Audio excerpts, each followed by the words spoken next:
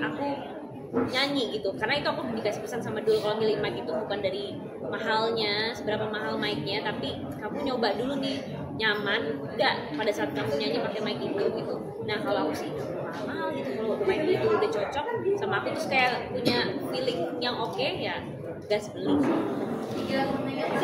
Ritual apa sih yang biasa kamu lakukan sebelum naik panggung gitu?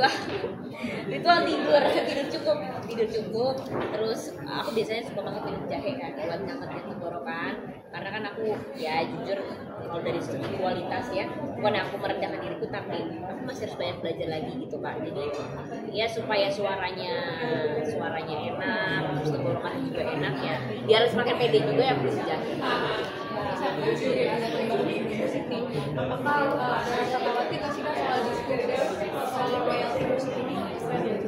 Yang tadi aku bilang sebenarnya kalau masalah royalti aku nggak mau terlalu ikut campur, karena ya balik lagi aku pendatang baru di dunia musik, biar senior lah yang lebih berpengalaman dan lebih terdahulu daripada aku yang bisa memperjuangkan ini semua. Bukan aku nggak peduli, tapi aku rasa ada yang lebih pantas lagi aku untuk berbicara hal ini. Dan gimana cara kamu mengatasi underestimate orang-orang terhadap kamu, apalagi kayak memang Tisa bisa nyanyi nggak sih atau apa, mungkin ngadepinnya seperti apa sih Tisa? Udah biasa sih Kak, udah biasa diomongin haters gitu. Kenapa? Karena pastinya sebagai seniman semakin banyak orang yang suka, semakin banyak juga orang yang nggak suka gitu. Semakin banyak orang yang menilai sisi buruk dari diri aku gitu. Jadi kalau masalah underestimate ya aku fokus sama niat baik aku aja sih gitu. Aku emang pengen nyanyi ya udah guys, masalah komentar cuekin aja. Keluarga sama keluarga besar sangat support banget sih gitu, maksudnya kalau masalah karya mereka sangat membebaskan aku, gak pernah cerita apa gitu, khususnya keluarga aku tuh sangat support sih dari awal aku berkarir sampai sekarang tuh benar gak pernah berhenti gitu ya, bahkan hadir juga, jadi bisa banget sih. Terakhir nyanyi Kak? Nyanyi apa nih? banyak Lagunya Nyanyi lagu satu penggalan gitu. boleh Laras Maria. Apa kitanya bercanda tapi apa ya? Hiasan yang ditulis sama Oke. Indonesia. Apakah kita hanyalah bercanda? Kau buat aku semakin gelisah, memikirkan selalu menunggu kepastianmu. Sampai kapan kita harus begini, pertahankan hubungan yang tak pasti, memikirkan selalu menunggu kepastianmu,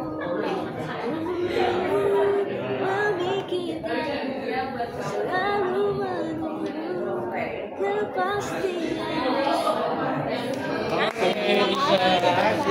Gara-gara keluarga pacar musisi terus aku harus jadi musisi, enggak sih, karena ya personal, kerjaan gitu. Kalau ditanya kenapa aku mau jadi musisi ya pastinya ya karena dari aku pribadi gitu, supaya tidak ada paksaan dari pihak manapun, ngejalaninnya lebih enjoy lah gitu kalau dari kita pribadi yang mau, jadinya ya itu. Atau dari kecil kamu udah pengen jadi penyanyi kah? Jadinya dicemplung di aktor? Iya benar sih, sebenarnya aku tuh dari kecil tuh lebih seringan nyanyi di depan kaca, suka nyanyi gitu. Dulu tuh aku seneng banget lagu Teh Ocha, Ayat Cinta tuh aku seneng banget tuh, kadang di depan kaca nyanyi desir pasir di padang tandus gitu. Terus kalau ditanya kenapa bisa akhirnya jadi aktor ya kecemplung kayaknya, padahal sebenarnya sebelum jadi aktor tuh aku lebih suka nyanyi, lebih suka nari gitu. Tisa tadi kan bilang kamu nyanyi itu agak sedikit ketakutan, perasaan nyanyi dipanggil langsung stres tuh. Iya.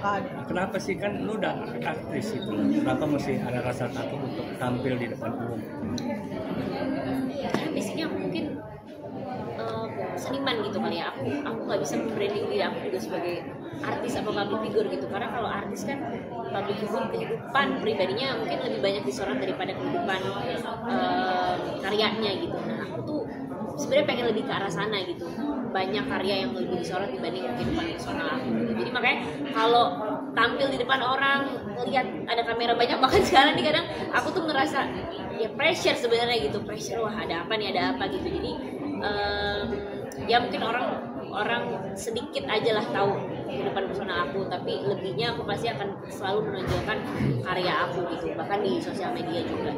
Di sana lagu Gelora Asmara sendiri kayak menceritakan PDKT, Yes. Flashback gak sih PDKT kamu sebenarnya? Sebenarnya ini bukan PDKT aja sih, tapi lebih kepada bucin-bucinnya gitu, punya rasa jatuh cinta yang berlebih kepada orang yang dia kagumi gitu. Jadi ya dari aransemennya, dari cara aku menyanyinya kan juga ada genit-genit, centil-centil gitu supaya bisa sesuai dengan energinya sendiri gitu, bahwa ayo lu kita pacaran aja yuk, kita menjalin hubungan aja yuk gitu, supaya nggak ada gengsi. Ada flashback ke cerita kamu sebelumnya? mungkin ada flashback gitu, gemes deh dengerin lagunya gitu, datanglah cinta gitu. Deg-degan apa sih? Mungkin kalau ada tawaran nyanyi kan katanya deg-degan tuh seminggu sebelumnya ngedown apa gitu sama Febiani kalau misalnya mau manggung.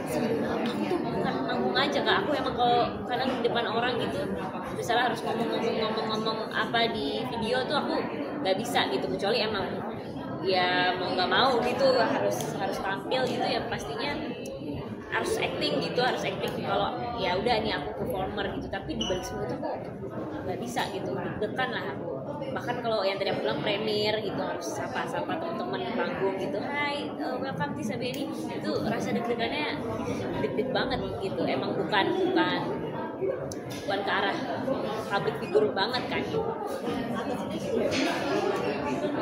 Acting. Ya aku mengandalkan bakat aku di situnya gitu. Oh, aku bisa acting gitu ya. Ya udah aku pura-pura aja gitu bahwa aku pede gitu. Jadi aku pura-pura menjadi Tisa yang pede gitu. Padahal di dalamnya tuh ya bawaannya kan asbun aja ngomongnya gitu, apa yang di kepala dikeluarin gitu. Jadi kalau di depan orang banyak